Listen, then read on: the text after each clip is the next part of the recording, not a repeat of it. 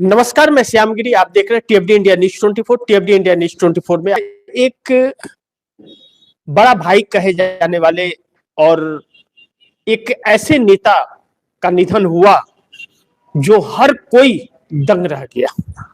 हर कोई आश्चर्यचकित हो गया सुबह जब यह खबर लोगों के कानों तक पहुंची। अभी भी विश्वास नहीं हो रहा है कि अजीत दा के साथ ऐसा हो गया। किसी को विश्वास नहीं और भरोसा नहीं हो रहा है, क्योंकि कहते हैं ना काहू से दोस्ती ना काहू से बैर। अजीत दा का बैर था ही नहीं किसी से।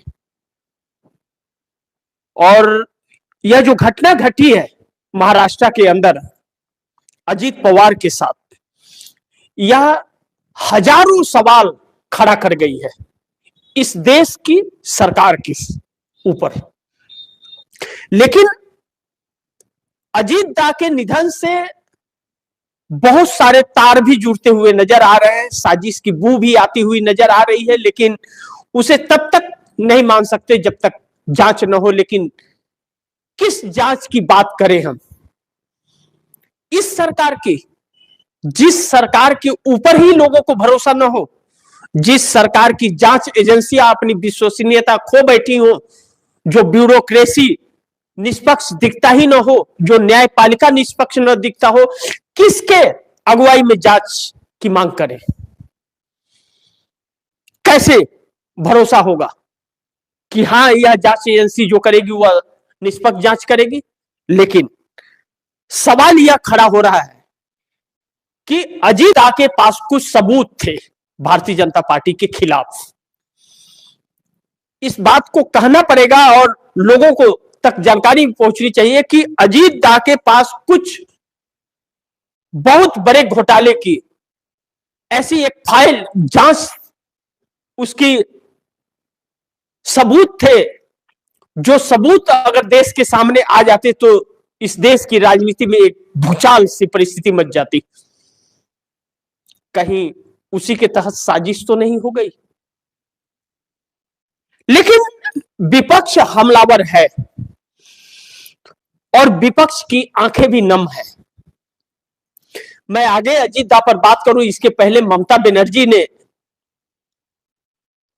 इस सरकार पर कई सारे सवाल खड़ा किए हैं कि अजीत दादा एनडीए गठबंधन छोड़ करके इंडिया गठबंधन में आने वाले थे, अपने चाचा शरद पवार के साथ पार्टी को मिलाने वाले थे। एनसीपी, जो दो एनसीपी हो गई है टूटने के बाद, वह एक होने जा रही थी। और शरद पवार के साथ रिश्ते हमेशा बाप बेटे जैसे ही रहे अजीत पवार के साथ, क्योंकि पार्टी टूटने के बाद भी और पार्टी तोड़ करके अजीत पवार जाने के बाद भी अजीत पवार शरद पवार को अपना पिता ही समान मानते थे और शरद पवार से समय समय पर सलाह मशवरा लिया करते थे। सुप्रिया सुले, जो शरद पवार की बेटी हैं, वह भी अजीत दा को उतना ही मानती थी। जब निधन की खबर आई प्लेन क्रैश की, तो फिर हर कोई दिल्ली में था, चूंकि आज पार्लियामेंट चालू होना था, तो दिल्ली से सब रवाना हो गए और बारामती पहुंचे शरद पवार और उनका पूरा परिवार। अजीत दा का बेटा और पत्नी सब पहुंचे वहां, लेकिन परिवार का तो आंखें नम रहेगी ही, क्योंकि किसी का लाल, किसी का पति, किसी का पिता, किसी का भाई दुनिया छोड़ के चला गया था। लेकिन बारामती के लोगों का आंखें नम हो गई थी, उनके आंसू नहीं रुक रहे थे। यह चीजें एक ऐसे मोड़ पर आ गई है इस सरकार के ऊपर। राहुल गांधी हो, प्रियंका गांधी हो, अखिलेश यादव हो, हर किसी ने संवेदना जाहिर की है अजीत पवार को लेकर के। लेकिन कई सारे सवाल, चाहे अखिलेश यादव ने भी उठाई है, ममता बनर्जी ने भी उठाई है, स्टालिन ने भी उठाई है, कई सीएम ने यह सवाल खड़े कर दिए हैं। अब चूंकि महाराष्ट्र की राजनीति जिस दिशा में है और महाराष्ट्र में जो इस वक्त हालात है राजनीति के अंदर सरकार का, उसमें अजीत दा एक बहुत अहम भूमिका में थे और अजीत दा एनडीए गठबंधन छोड़ करके अगर शरद पवार के साथ जाते तो शरद पवार भारतीय जनता पार्टी को समर्थन नहीं देते, क्योंकि उनका बयान आ चुका कि अब अपनी जिंदगी के इस पड़ाव में मैं भारतीय जनता पार्टी को समर्थन दे करके अपना नाम खराब नहीं करूंगा।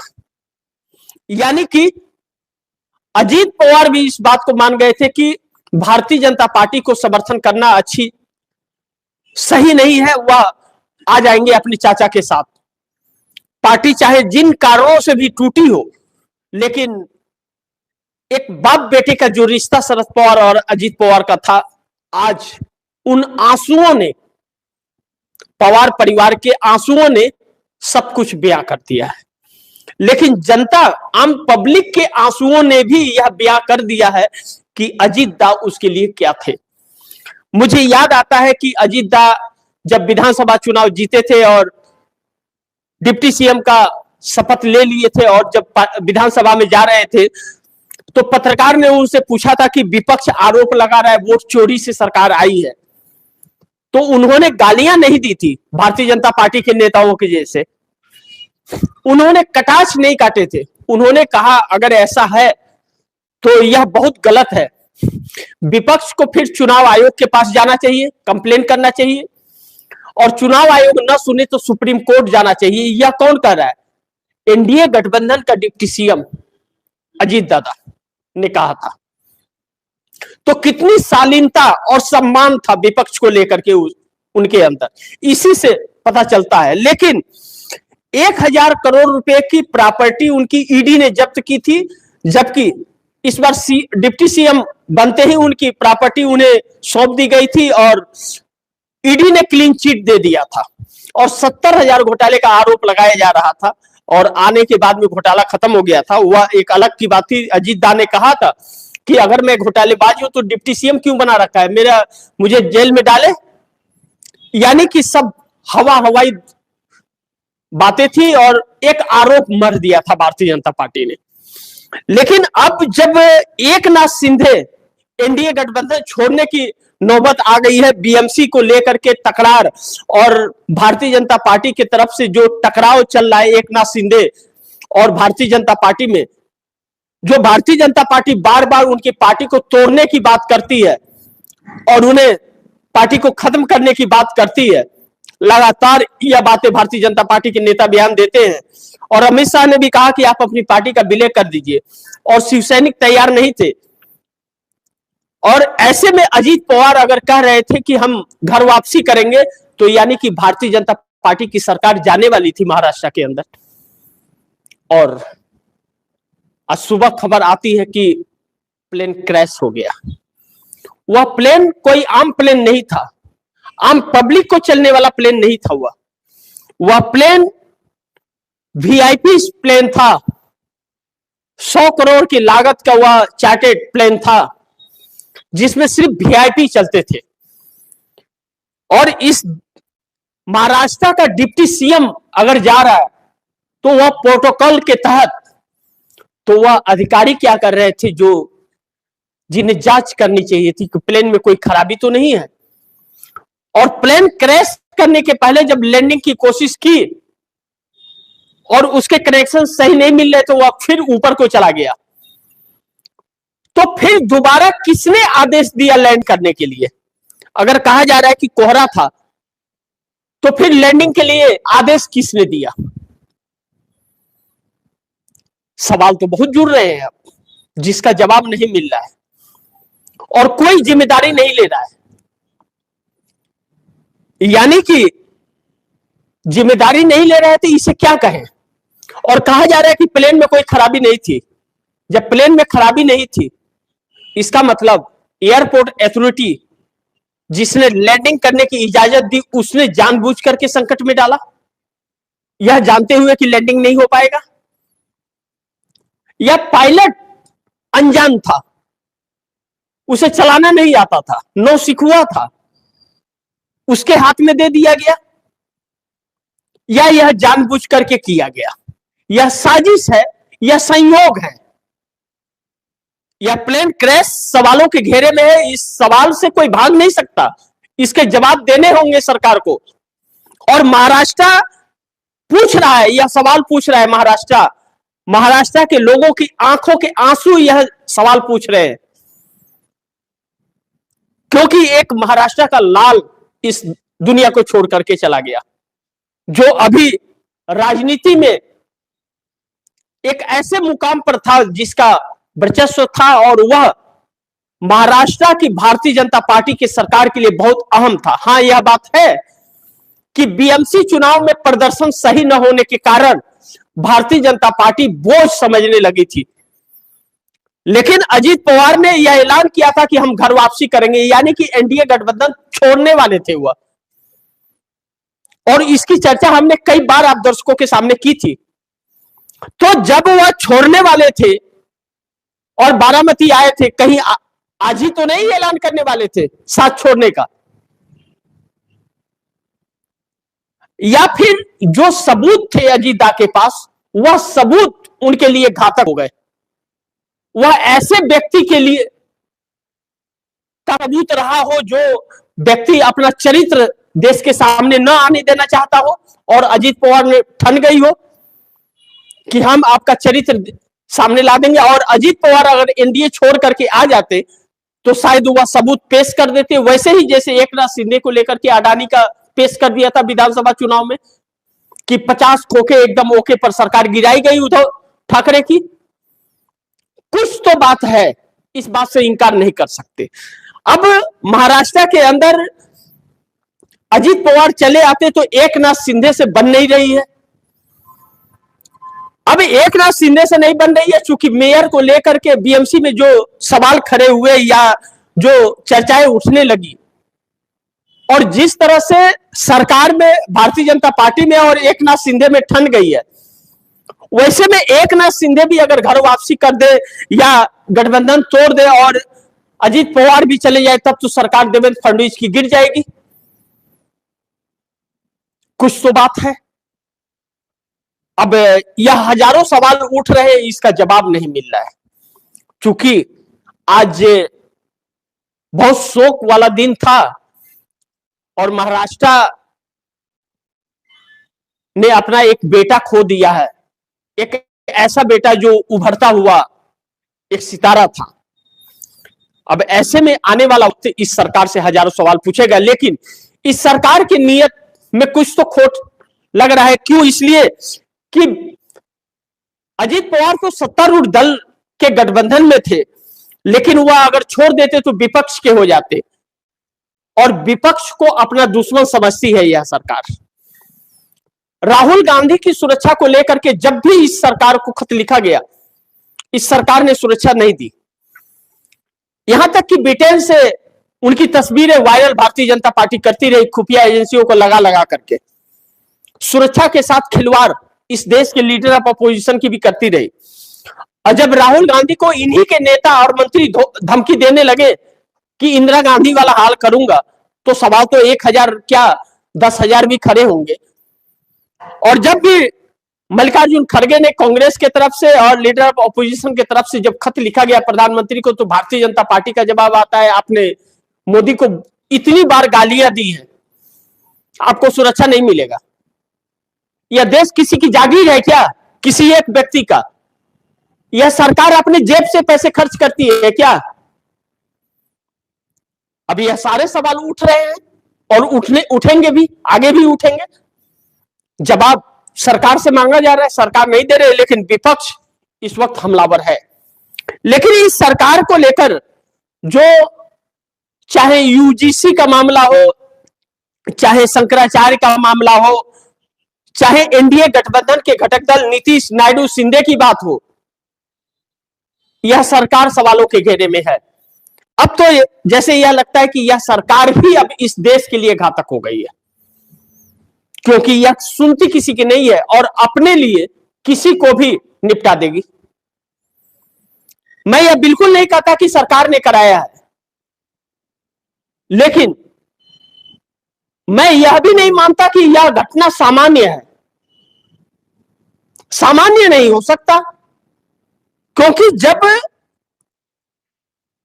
प्लेन लैंडिंग की कोशिश कर रहा था, उसे परमिशन एयरपोर्ट अथॉरिटी के तरफ से बारामती में नहीं मिला होगा, तभी तो वो ऊपर को फिर चला गया 2600 फीट के ऊंचाई पर, और फिर उसने कोशिश की है और फिर क्रैश हुआ है वह।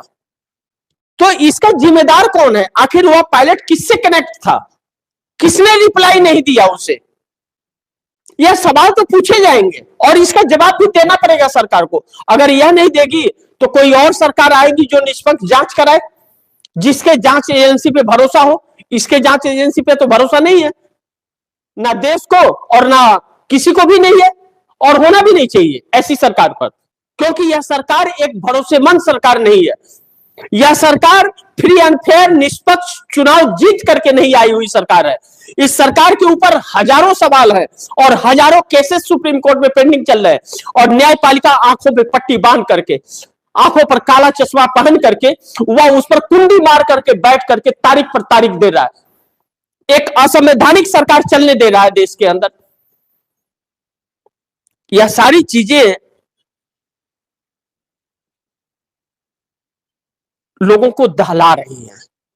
जिस तरह पुलवामा में 40 जवान हमारे शहीद हुए, 300 किलो आरडीएक्स टाटा सुमो में घूम रहा था एक हफ्ते से, हमारा गृह मंत्रालय सो रहा था। अमित शाह ही तो थे गृह मंत्री, और कौन था? यही तो थे। अब ऐसे में उसका भी पता नहीं चला, बल्कि उन शहीदों के नाम पर 2019 में बैंड बाजा बजा करके और नरेंद्र मोदी वोट मांग रहे थे।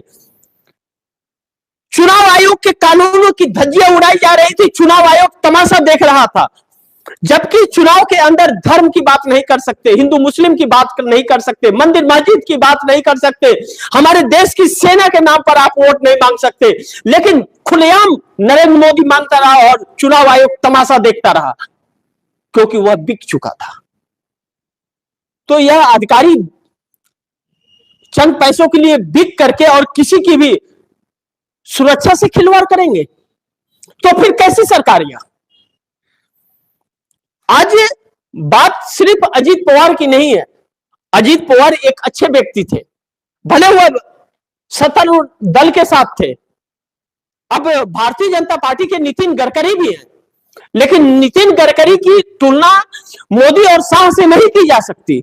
मोदी और शाह को 7 जन्म लेने पड़ेंगे नितिन गडकरी बनने के लिए, 7 जन्म भी कम पड़ेंगे।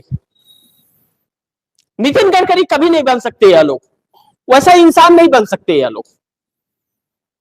उसके लिए इंसानियत चाहिए, और जिसके अंदर इंसानियत ना हो, इंसानियत क्या दिखाएगा? वह तो विपक्ष को दुश्मन यह सरकार समझती है। इस सरकार के मंत्री विपक्ष को अपना दुश्मन समझते हैं। इसके साथ है तो ठीक है, और इसके साथ नहीं है तो वह दुश्मन है। यह चीजें महाराष्ट्र के अंदर एक सवाल बनकर के गूंज रही है। और सीसीटीवी फुटेज मिला, ये मिला, वो मिला ना, यह अफवाहें हैं, क्योंकि उस खेत में क्या नाम है कि सीसीटीवी कैमरा कोई नहीं लगा के रखता है खेत में, कि हमारे खेत में आ रहा है क्या, कोई सीसीटीवी कैमरा लगा के रखता है क्या? लेकिन गोदी मीडिया कुछ भी पाखंड बना देती है। हकीकत यह है कि महाराष्ट्र और पवार परिवार आज आंखों में आंसू लिए शोक में डूबा हुआ है, और इंसाफ की वह गुहार लगाए भी तो किससे लगाए? सरकार से लगाएगा, और सरकार को कोई फर्क नहीं पड़ता। लेकिन अब इस देश की जनता जिस तरह सड़कों पर आई है, यूजीसी को लेकर के या बाकी चीजों को लेकर के, चाहे साधु संत शंकराचार्य को लेकर के, ओबीसी हो, दलित हो, अति पिछड़ा हो, SC ST हो, आदिवासी हो, और आज यूनिवर्सिटी में दिल्ली के अंदर छात्रों को लेकर के कैंपस से बाहर निकल पाई, इसके लिए पूरी पुलिस प्रशासन, पैरामिलिट्री फोर्स वहां पे उतार दिया गया। सोचिए कि धरना प्रदर्शन न करे ऐसी सरकार के खिलाफ, धरना प्रदर्शन की भी हक छीन लेगी है। अब ये चीजें जो है वह अब दहला रही हैं